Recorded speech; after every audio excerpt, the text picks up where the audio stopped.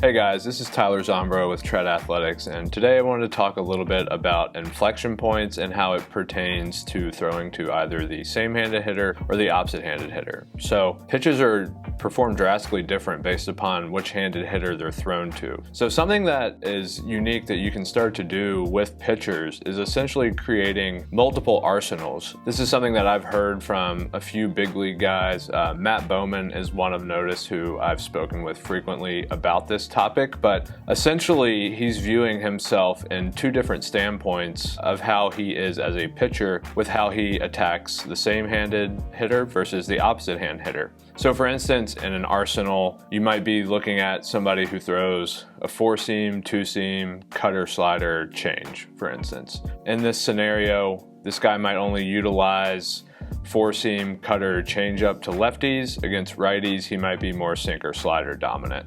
So you really start to kind of paint this picture of exactly how you want to attack hitters, and providing this clarity for what a pitcher should do and what their objectives should be can really be vital in their success moving forward. So to my own surprise, I found a lot of differences between lefties and righties alone with how a pitch performed.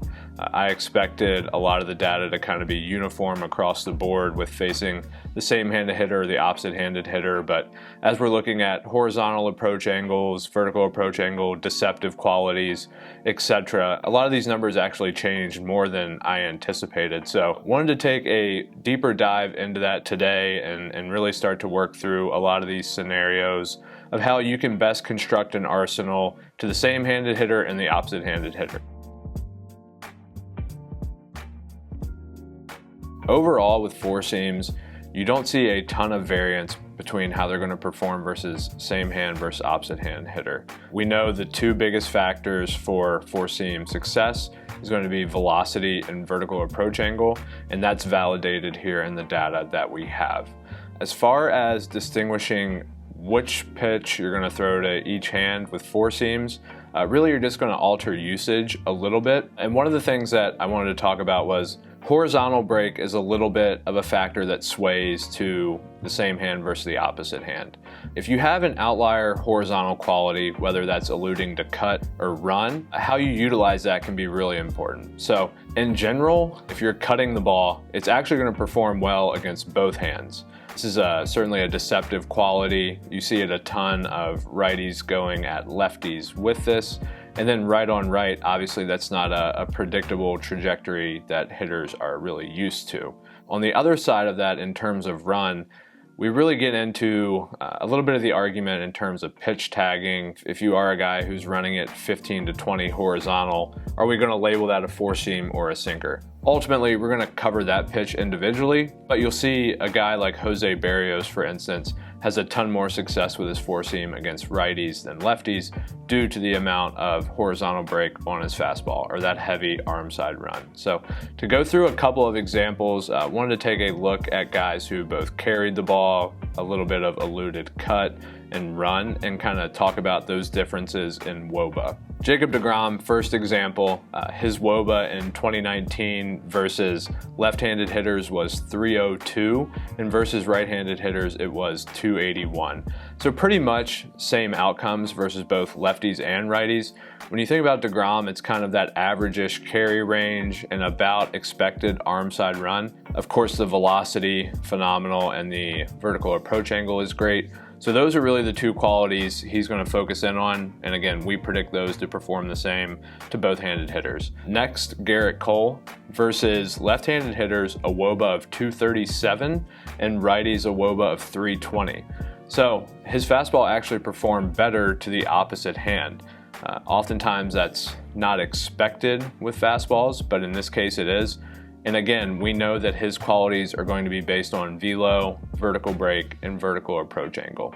So when you really think about four seams, if your outlier characteristics are velocity, approach angle, and vertical break, expect that to really perform the same to both the same hand hitter as well as the opposite hand. And then looking at Jose Berrios, as mentioned, against righties, a WOBA of 288, and against lefties, a WOBA of 435. So here we really start to see that big difference of a guy who is relying more so on run than velocity, approach angle, or vertical break. And with that, that's going to perform drastically different to a righty versus a lefty in his scenario. So again, as you're looking at four-seam fastballs, at the end of the day, the outlier quality of velocity and approach angle is going to play the biggest factor in that success. But also looking at horizontal break, if you're a guy who cuts the ball, odds are you can perform well to both-handed hitters. And then if you're running, odds are it's going to perform better to the same-handed hitter in this case. If you remember back to the inflection point video, talked a lot about how with sinkers specifically, the whiff rate variability isn't that important because in general, they're not generating a ton of whiffs as is. However, WOBA is going to be really important. So the quality of contact, making sure the ball goes on the ground is really important. So something that I really like to see out of this graph is looking at right-on-right sinkers. Unless the approach angle gets really flat, meaning the only scenario in which this would happen is if it's a bad sinker in terms of vertical movement or if you're throwing it up in the zone consistently, WOBA is really consistent. So as we look across all the variables with velocity, vertical break, horizontal break, as long as you're throwing the pitch in decent spots and you know that vertical break is under 10, you're likely going to have really good success against the same-handed hitter. On the other side of that, you have to be a little more fine against left-handed hitters in this scenario. We see that WOBA actually ticks up a bit more with this. If you are throwing it in a poor spot, there can be some damage done against it. In terms of vertical break as well, we don't see as heavy of a correlation with the amount of sink and how it performs to the opposite hand hitter. So in general, we're thinking that sinkers from a righty's perspective, uniform-wise, are going to perform better against righties. So a couple of examples I wanted to mention, talk about Clay Holmes. So Clay against right-handed hitters had a 240 WOBA against, and against lefties had a 340 WOBA against. So that's a 100-point jump there.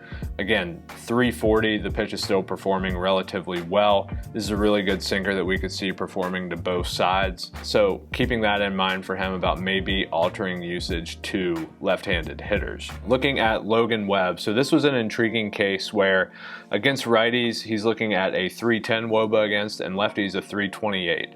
So only an 18-point difference, and this could be something with the perception, maybe there's deceptive qualities within his delivery, maybe because it's so heavy seam shift wise, that vertical depth is really playing the same versus both-handed hitters. Could certainly be a case, again, that's a little bit outlier-ish. Usually see a big jump in performance to the same hand hitter versus the opposite hand. Steve Cishek, another example, against righties, a 309 WOBA against, and lefties 369. Also to note, Cishek started throwing more four-seam fastballs, which had a WOBA below 150. So thinking about that to a left-handed hitter, maybe incorporating more four seams, if you are a heavy sinker guy, could be really beneficial for you. But again, looking at how it's going to perform across the board in terms of consistency, we see that WOBA is going to remain relatively low when you're throwing it right on right. Unless you're throwing it in really good spots, you risk a little bit more damage right on left. So those are a lot of the key metrics, and of course, this is really assuming you're keeping that sinker below 10 vert. Otherwise, you know, again, we get into pitch identification that you might be labeling this as something else. Right on right cutters, I would say, aren't used quite as much. Again, there are a lot of unique factors that can come into play. As we touched on in the inflection point video with cutters, different profiles, really alluding to either depth with the cutter or kind of that cut carry mechanism.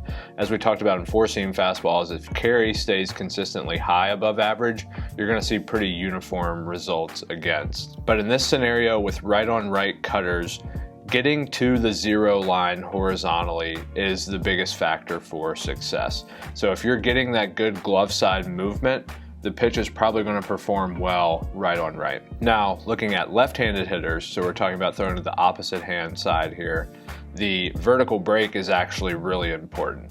So when we're looking at that, actually the more depth you can create, the more whiff rate possibility there is. Of course, there are outliers, guys throwing from lower slots who can optimize a cutter up to really get that outlier approach angle.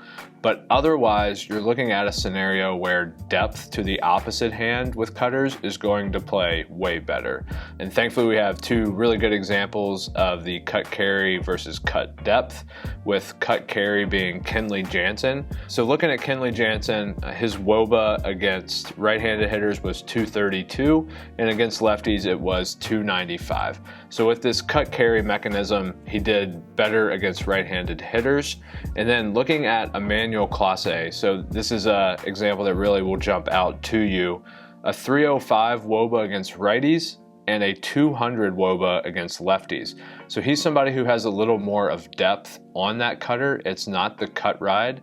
And you can see this is where that depth component is going to play really strong to the opposite hand, left-handed hitters in this scenario. So in general with cutters, there's a lot of wiggle room. Identifying if you're trying to go cut carry versus depth with the cutter, super important. If you're able to get to that 0 line against right-handed hitters, you're going to have some success. And then against lefties, making sure you can get ample depth if you are looking for whiffs in that scenario.